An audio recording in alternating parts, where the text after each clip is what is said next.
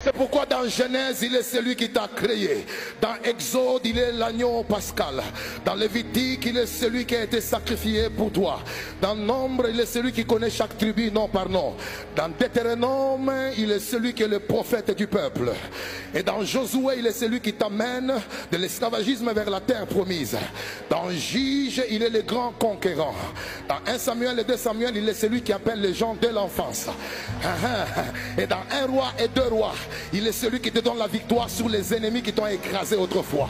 Dans 1 Chronique et 2 Chroniques, il est le grand archiviste. Dans Esdras ainsi que Néhémie, il est le rebâtisseur des choses qu'on a détruites. Dans Esther, il est ton avocat. Dans Psaume ainsi que Job, il est ta chanson préférée. Et dans Ésaïe, il est celui qui dit l'Esprit de l'Éternel est sur moi. Car l'Éternel m'a oint pour annoncer la bonne nouvelle. Il m'a oint pour guérir ceux qui ont le cœur brisé. Il m'a oint pour proclamer la libération des captifs. Et dans Jérémie, il est celui qui dit avant que je ne t'eusse formé dans le ventre de ta mère, je te connaissais. Dans la Lamentation de Jérémie, il est celui qui dit mes bontés se renouvellent chaque matin. Dans Ézéchiel, il est celui qui dit même si tu es resté comme les ossements desséchés, je peux ramener la vie en toi. Je peux ramener la vie en toi. Dans Daniel, il est celui qui se présente comme le 4e homme dans le feu. Et dans Osée, il est celui qui dit mon peuple périt faute de connaissances. Dans Jonas, il est celui qui dit même si les poissons t'avaient avalé, je les commanderai, je lui donnerai l'ordre de te vomir. Et dans Habakkuk, il est celui qui dit même lorsque la prophétie tarde, attends-la car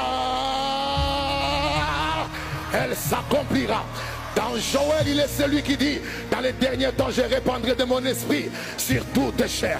Les jeunes filles prophétiseront, les jeunes gens auront des visions et les vieillards auront des songes.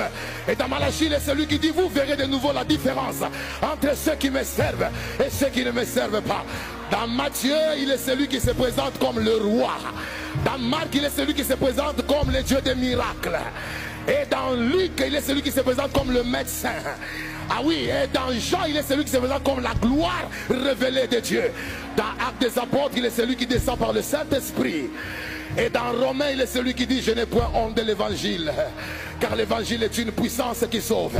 Dans 1 Corinthiens, 2 Corinthiens, il est celui qui te donne la grâce de vivre l'enlèvement au son de la trompette. Et dans Éphésiens, il est celui qui dit autrefois nous étions loin de Dieu, mais maintenant en Christ nous sommes devenus proches de lui. Tu me donnes un bon amen, j'avance. Dans Jacques, il est celui qui dit humilie-toi sous la main puissante de Dieu et il t'élèvera au moment convenable. Et dans Éphésiens, il est celui qui dit nous n'avons pas à combattre contre la chair et le sang, mais contre les principautés, les puissances qui sont dans les lieux célestes. Dans 1 Thessaloniciens, il est celui qui t'enseigne la loi de la pureté. La loi de la pureté. Dans 1 Timothée de Timothée, il est le Dieu des jeunes.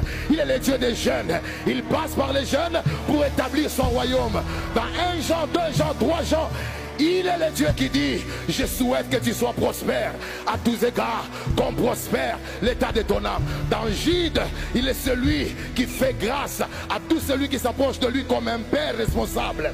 Et finalement, dans Apocalypse, il est l'alpha